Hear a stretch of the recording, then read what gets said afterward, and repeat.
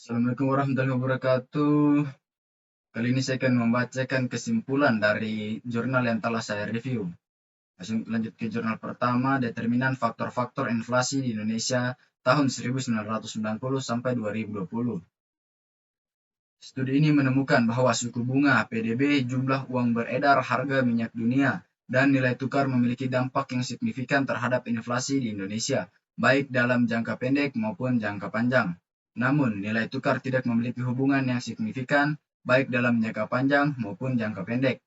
Studi ini juga menemukan bahwa kenaikan harga minyak dunia menyebabkan kenaikan harga barang dan jasa di masyarakat, dan inflasi sulit untuk dihindari karena minyak merupakan komoditas yang dibutuhkan oleh masyarakat dan telah menjadi barang komplementer. Studi ini merekomendasikan agar Bank Indonesia bekerja sama dengan pemerintah untuk secara hati-hati menentukan kebijakan moneter melalui Bank Indonesia Rate dan menjaga stabilitas nilai tukar rupiah. Pemerintah juga dapat membuat kebijakan stabilitas harga BBM dalam negeri yang efektif sehingga ketika harga minyak dunia naik, harga BBM dalam negeri tidak mengalami kenaikan yang signifikan dan membebani masyarakat. Pemerintah juga dapat meningkatkan efisiensi anggaran negara yang dapat mendorong produktivitas dan meningkatkan PDB. Kontribusi penelitian ini adalah dalam menganalisis faktor-faktor penentu inflasi di Indonesia tahun 1990 hingga 2020 dengan menggunakan metode ARDL. Namun penelitian tersebut memiliki keterbatasan seperti penggunaan data sekunder saja, penggunaan satu metode analisis dan hanya mempertimbangkan faktor-faktor tertentu saja yang mengaruhi inflasi di Indonesia.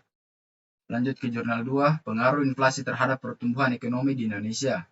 Inflasi berpengaruh negatif dan signifikan terhadap pertumbuhan ekonomi di Indonesia tahun 1983 sampai 2014. Ini terlihat dari hasil uji signifikan uji F yang menunjukkan inflasi berpengaruh signifikan terhadap pertumbuhan ekonomi. Besarnya pengaruh yang diberikan inflasi terhadap pertumbuhan ekonomi dilihat dari R/2 sama dengan 0,747588, artinya sebesar 74,7588% nilai pertumbuhan ekonomi dipengaruhi oleh inflasi, sedangkan sisanya sebesar 25,2414% dipengaruhi oleh faktor lain. Lanjut ke jurnal 3, peran customer involvement terhadap kinerja pemasaran. Penelitian ini mengonfirmasikan pengaruh inovasi pemasaran, orientasi pasar, kapabilitas pemasaran, dan customer involvement terhadap kinerja pemasaran pada perusahaan model mebel ekspor di Kabupaten Jepara. Lanjut ke jurnal 4, pengaruh earning per share atau EPS terhadap harga saham. Rata-rata EPS selama tahun 2011 sampai 2015 pada perusahaan sektor seperti properti, real estate, and building construction sebesar Rp107,84. Artinya perusahaan ini selama 5 tahun mampu menghasilkan keuntungan pada setiap lembar saham yang tersebar di masyarakat sebesar Rp107,84. Hasil analisis menunjukkan bahwa dengan adanya EPS berpengaruh secara positif dan signifikan terhadap harga saham. Lanjut ke jurnal 5, analisis faktor-faktor yang mempengaruhi tingkat inflasi di Indonesia. Yang pertama, 3 variabel independen dalam penelitian ini yaitu puas, pembiayaan syariah, dan JUP. Berdasarkan hasil uji T diperoleh kesimpulan bahwa variabel puas dan pembiayaan syariah secara parsial berpengaruh signifikan positif terhadap tingkat inflasi Indonesia, sedangkan variabel JUP berpengaruh signifikan negatif terhadap tingkat inflasi di Indonesia. Berdasarkan uji F diperoleh kesimpulan bahwa puas, pembiayaan syariah, dan JUP secara simultan berpengaruh signifikan positif terhadap tingkat inflasi di Indonesia. Sebesar 48,7% tingkat inflasi di Indonesia dijelaskan oleh puas, pembiayaan syariah, dan JUB.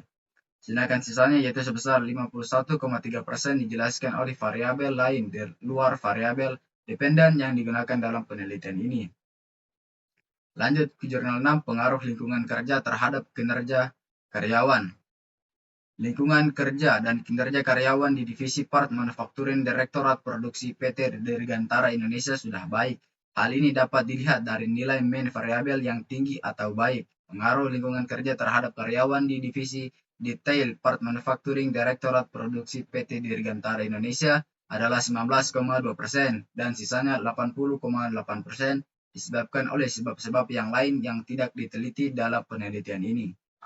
Lanjut ke jurnal 7, pengaruh rasio hutang terhadap profitabilitas studi pada perusahaan properti dan real estate terdaftar di Bursa Efek Indonesia periode 2020. Besaran struktur hutang tersebut dapat diindikasikan aman dan baik karena di bawah 50% dari total modal. Lalu di tahun 2020, emiten sektor properti dan real estate menghasilkan kerugian sebesar 0,08% dari setiap penempatan Rp1 pada aset, dengan perolehan margin keuntungan sebesar 47,48% dari total laba kotor. Adapun pengaruh debt ratio terhadap return on asset dan gross profit margin dinyatakan negatif dan signifikan dengan besaran pengaruh sebesar 11,7% terhadap return on asset dan 8,7% terhadap gross profit margin. Bagi investor yang berminat melakukan investasi di sektor properti real estate, disarankan untuk melihat juga nilai penjualan saat menganalisis ROA untuk mengetahui lebih lanjut apakah ROA banyak dikontribusi oleh kinerja emiten berdasarkan penjualan atau sekedar upaya manajemen untuk memperhalus laba bersih setelah pajak yang diperoleh dari tambahan modal di setor, penjualan aset, dan pengembalian atas deposito. Selain itu, nilai GPM yang tidak meningkat signifikan tidak mengindikasikan emiten berkinerja buruk, karena setidaknya hal tersebut merupakan upaya manajemen untuk tetap menghasilkan pendapatan di atas beban pokok penjualan. Lanjut ke jurnal 8, persepsi dan pengambilan keputusan milenial terhadap instrumen investasi masa depan. Berdasarkan hasil studi dengan wawancara, diperoleh kesimpulan bahwa pengetahuan dan pengalaman tentang investasi berpengaruh terhadap keputusan berinvestasi. Sebagian besar responden menginvestasikan uangnya pada media investasi yang memiliki sifat jangka panjang dan risiko yang kecil. Sementara keamanan menjadi prioritas responden saat mengambil keputusan dalam berinvestasi. Orang yang dapat mempengaruhi keputusan berinvestasi adalah motivasi dari diri sendiri. Walaupun secara bersamaan pengetahuan, pengalaman, resiko investasi, dan diri sendiri berpengaruh terhadap keputusan berinvestasi. Lanjut jurnal 9, menilai kondisi suatu saham dengan pendekatan price earning ratio sebagai dasar keputusan investasi.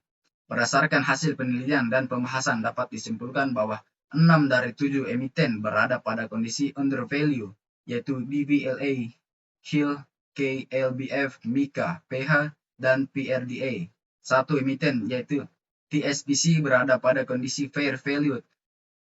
Hasil uji hipotesis menunjukkan bahwa tidak terdapat perbedaan yang signifikan antara harga pasar dengan nilai intrinsik yang ditentukan menggunakan pendekatan price earning ratio. Lanjut jurnal 10, pengaruh return on equity dan debt equity ratio terhadap price earning ratio pada sektor telekomunikasi yang terdaftar di BEI atau Bursa Efek Indonesia. Berdasarkan hasil penelitian dan pembahasan dapat disimpulkan bahwa baik return on equity maupun debt to equity ratio secara parsial berpengaruh terhadap price earning ratio. Secara simultan, return on equity maupun debt to equity ratio berpengaruh terhadap price earning ratio sebesar 81,4%, sedangkan sisanya sebesar 19,6% dipengaruhi oleh faktor lain yang tidak dimasukkan dalam penelitian ini, seperti ukuran perusahaan dan pertumbuhan penjualan. Sekedar dari saya tentang jurnal ekonomi. Terima kasih.